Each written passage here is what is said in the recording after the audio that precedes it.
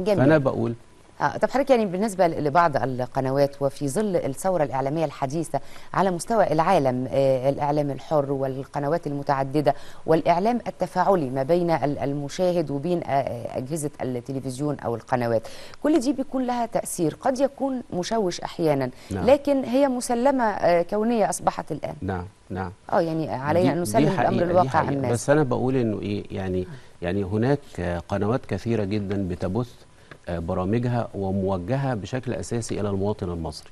يراعوا ربنا في المواطن المصري. لا يعني مش عايزين نطلب منهم أكتر من كده. إحنا بنقول يا جماعة مصر في مرحلة تحتاج إلى تضافر كل الجهود، سواء على المستوى الإعلامي أو على المستوى السياسي أو على المستوى الاجتماعي. يعني أنا بقول حتى لو علماء الاجتماع، الناس دي أنتجت دراسات كيف نعالج مشاكل المصريين، كيف نعالج مشاكل العشوائيات، كيف نعالج مشكلة البطالة، كيف نعالج مشكلة العنوزة. دي مشاكل اجتماعية أصبحت الآن يعني منتشرة وظاهرة بشكل كبير. يعني احنا بنعاني من مشاكل سياسية، بنعاني من مشاكل اقتصادية، بنعاني من مشاكل اجتماعية. طب كيف تحل كل هذه المشاكل؟ لابد كل من يستطيع أن يشارك في الحل لابد أن يبادر. حضرتك شاعر كبير، ومن أجمل ما كتبته عن 25 يناير. نعم. هذا الكتاب أنا الحقيقة بذلت فيه جهد كبير جدا، والحمد لله ربنا وفقني في أنه طلع كتاب مشرف. هو 760 صفحة. أنا وثقت فيه كل الأحداث اللي حصلت في ال 18 يوم بتوع الثورة، من ثلاثاء الغضب حتى جمعة التنحي، بتفاصيل دقيقة جدا، يعني لدرجة ان هي لحظة بلحظة فعلا، من داخل الميدان وداخل الشارع المصري، يعني على كل المستويات. كل ما حدث داخل مصر وكل ما حدث خارج مصر من ردود أفعال. يعني هو أكتر من حد قال انه كتاب ممتاز، ونتمنى انه يبقى يعني أفضل كتاب ظهر عن الثورة حتى الآن إن شاء الله. حضرتك كتبت أيضا عن جانب آخر مهم، أو عن إحدى الشخصيات الجميلة التي أثرت في المجتمع المصري سنوات، وهي شخصية الشيخ الشعراوي. نعم. ومن هذا الكتاب تعرضت حضرتك لمفهوم الدين الحق، أو لمفهوم نعم. السماحة في الدين الإسلامي. نعم. هو الكتاب ده أنا تناولت فيه بشكل أساسي كل المعارك والخصومات اللي كانت بين الشيخ الشعراوي الله يرحمه وبين خصومه السياسيين، لأنه الشعراوي كان له خصوم سياسيين، يعني سواء في الفترة اللي كان فيها وزير الأوقاف أو ما تلا ذلك. يعني طبعا بالتأكيد عندما تلمع شخصية ما في مجال ما، لابد أن نجد لها محبطين. فهؤلاء المحبطين هم الذين كانوا يمثلون الخصومة الدائمة للشيخ الشعراوي. نعم. أنا تناولت مسيرة حياة الشيخ الشعراوي من خلال هذه الخصومات اللي خاضها بينه ومعاركه الفكرية اللي خاضها مع الآخرين، وحاولت أكرس معنى أنه الشيخ الشعراوي يعني ربما يكون أنبل شخصية أتى بها القرن العشرين. يعني حتى في خصومته لم يكن خصومات. متعصبا. نعم. أو نعم. متشددا. نعم. نعم. جميل. طب أستاذ حسن، دي فرصة أن نتحدث عن الخطاب الديني السائد حاليا في مصر وفي العقلية العربية. نعم. بشكل عام. نعم. وما ينبغي أن يكون عليه، يعني كيف يصحح الخطاب الديني؟ احنا كل شوية كل سنة بنجد يعني مؤسسات دينية كبيرة بتقيم مؤتمرات كبيرة تحت عنوان تجديد الخطاب الديني، ولكن هذا التجديد ما بنشوفوش على أرض الواقع. يعني تجديد الخطاب الديني على مستوى الأئمة اللي هم الفقهاء ولا خطباء المنابر ولا إيه بالظبط؟ يعني هو والمضمون أيضا أستاذ حسن، يعني المضمون، يعني البعض يتمسك بظاهر الأشياء وبحدود دقيقة جدا، بينما هناك في الدين رحابة كبيرة. نعم. يعني أنا أرى أنه تجديد الخطاب الديني بيبدأ من الخطيب على المنبر داخل المسجد. يعني الخطباء الآن بنحضر ليهم وبنجد ان هم منفصلين تماما عن الواقع. يعني بيكلمني عن اشياء حدثت في عصر النبي صلى الله عليه وسلم، ويطلع يقول قال الله وقال الرسول، لكن لا يجمع بين هذا وبين ما نعيشه على ارض الواقع. هم يعني انا بتصور وفقا لرؤيتي الخاصه انهم منفصلين. لابد انه لما تيجي تكلمني عن مثلا آية ولا عن حديث ولا عن أثر من آثار الصحابة وما غير ذلك، لابد أن يعني تضمنه شيئا من الواقع عشان أنا أستفيد بهذا الأثر أو بهذا الدين اللي أنا يعني متدين به على أرض الواقع. يعني إزاي لما مثلا يجي يقول لي ده حصل على أيام النبي صلى الله عليه وسلم إنه لم يبكي على ميت مثلا، طب أنا أعرف الفلسفة في دي إيه؟ أو لما أقول مثلا راعي ضميرك، يعني إن الله يحب إذا عمل أحدكم عملا أن يتقنه. طيب إتقان بلا العمل عنف، هنا بلا قمع، بلا تشدد أو تعصب بالزبط. في تفسير الآية. بالزبط. أستاذ حسن، اسمح لنا حضرتك نخرج إلى فاصل قصير ثم نعود مشاهدينا ونستكمل حوارنا مع الشاعر في رحاب الكلمات الرائعة.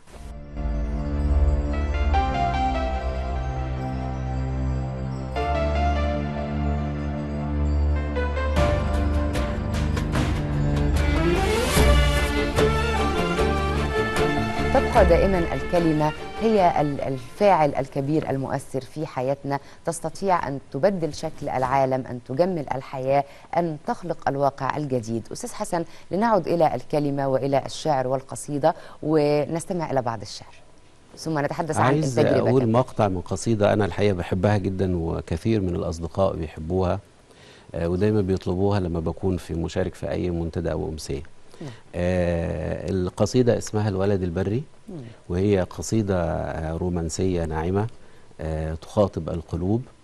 هقول الجزء المقطع الأخير منها. ولد بلون العشق مكتحل، تشاغبه اليمامات الوليدة دون أجنحة، تذكره بست الحسن جدته، حكايا الأبرياء وحلمه المصلوب فوق مدامع الموالي، أشرعة النوارس هدهدات الطير هيئته القديمة، تين قريته الذي ما زال يسكن قلبه.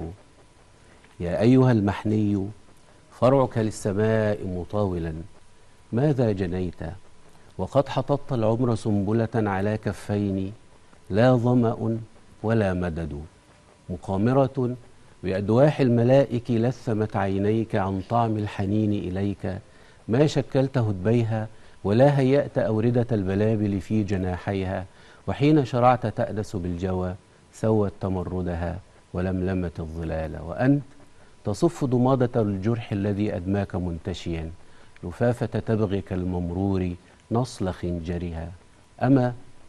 أما أدركت أنك واللهيب يفور ملء الروح لم تسلم مخالبها، ملفعة بجدران الحياء تجوس بركانك، فصرت بها غريبا قد سلكت ضروبها أمدا، وحيدا قد رجمت بجمرها كمدا، فخضت الآن معراجا يمجدها، وقل قدر تمردها، قدر تمردها، تمردها قدر.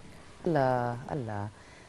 أستاذ حسن، حضرتك عضو بأنشطة كثيرة جدا وعديدة باتحاد الكتاب وجمعية المرأة المصرية، يعني عايزين نعرف دور هذه المؤسسات في المساهمة في المرحلة القادمة إن شاء الله لتحقيق مصر الحديثة بملامحها الجديدة. هو المجتمع المدني كله بشكل عام وما يعني يشتمل عليه من مؤسسات وجمعيات لابد أن يشارك بالفعل في نهضة المجتمع، مشاركة فعالة ومشاركة حقيقية، ما تبقاش الأنشطة اللي هو بتمارسها هذه المؤسسات مجرد مؤتمرات وندوات. المفترض أنه لو كل جمعية أو كل مؤسسة أهلية قامت بحملة مثلا لنظافة الشوارع في حي ما أو لتوعية المواطنين بالصحة العامة، أو يعني أظن أنه هذه المشاركات هتبقى أفضل بكثير مما هو مطروح الآن على الساحة. حضرتك كل هذه المشكلات التي نستمع عنها لا تضاهي سقوط شهيد واحد على أرض الوطن، نعم، من طبعًا الجيش طبعًا أو الشرطة أو غيره. طبعًا. يعني كيف يمكن مقاومة ما يطلق عليه بالعنف أو الإرهاب؟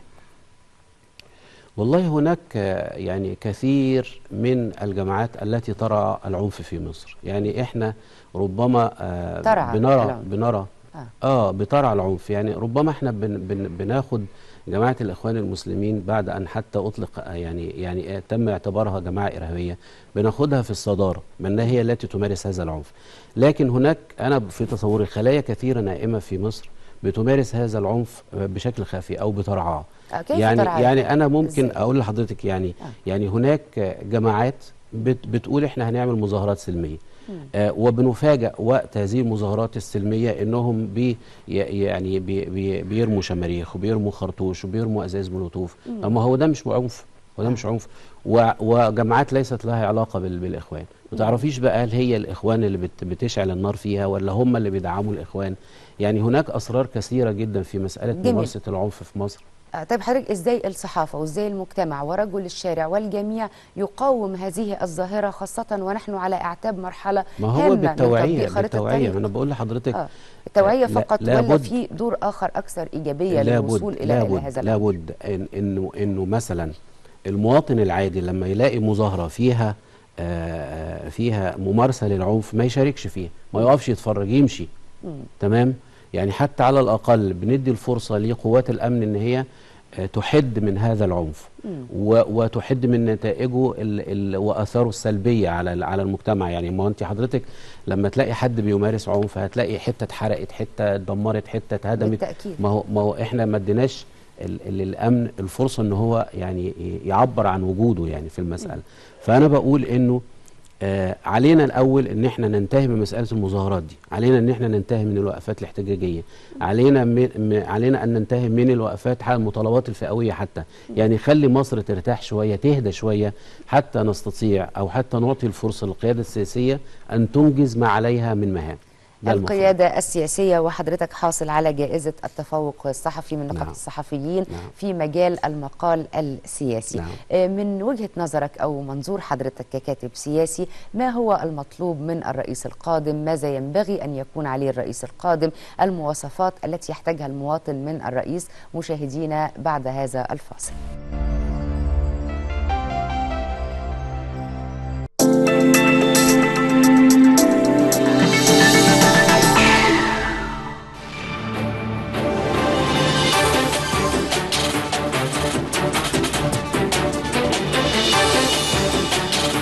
أنا عايز أقول لحضرتك قصيدة من الديوان الجديد. اتفضل. إن شاء الله، اللي هو أنا بصدد إن أنا بشتغل فيه دلوقتي. هو اسمه يا فأنا هقول قصيدة اسمها هي امرأة كشمس شتائها. نعم. بهديها لكل مواطنة مصرية. جميل جميل. لا العشب مستويا بنطفتها ولا غنى الخريف بهاءها. هي امرأة كشمس شتائها تصغي لذرات المطر، لكنها أبدا لها لا تنتمي. إيقاعها رطب بعطر حفيفها، تشتم فيه البرتقال حدائق. من تينها الشوكي تتخذ التفاصيل القديمة طعم هيئتها، هويتها، وصق خلودها. لكنها أبدا مؤرخة بطقس السنديان شذا هغت شربة للظامئين لسرها. لا تبتني أعشاشها حتى تفض سكون دهشتها شظايا الزعفران، وتختفي أنثى اليمام كذكريات في سنابلها. لها من غيم فطرتها سحاب زئبقي تستريح بظله، كافورة نافورة وضفيرة بجناح عصفور قفز. لكنها أبدية الملكوت يفضح دفئها أن استوت جرح يغامر بالثمار المشتهات وبالربيع، وقلبها المعصوب إلا من برد. قدرية ولضي عينيها مدى بالعزف منفرد، تعيد صياغة الأشياء مرآة لشرفتها. مؤنثة النسيم إذا اكتسى بالروح تأنيث الندى. ويحدها جهة التماع البرق لؤلؤة، قفازها جسد تهجى صورة العشق العطش. والأمسيات بحيرة للموز ترتجل الرحيل بصمتها. أما على جهة المداد المستظل بريشها فيحدها إبريق ماء، فاصلا بين اشتهاء صقيعها للهيبها ولهيبها لصقيعها، كيما تفيق حروف نشوتها وتسعل بالحنين إلى ستائرها. هي امرأة شفق مصرية تنساب عند البوح نورا للغروب وسيرة ذاتية. الله الله. هي امرأة تنساب عند البوح شفق، مصرية. نعم. أستاذ حسن، سعداء بلقائك جدا، سعداء بهذا الحوار وبالتطلعات للمرحلة القادمة. بنشكرك على هذه الحلقة. ربنا يخليك، ميرسي، كتر خيرك، أنا سعيد أكتر. شكرا. مشاهدينا الأعزاء، نرجو أن تكونوا قد استمتعتم معنا. نترككم بألف خير ونلتقي في حلقة قادمة.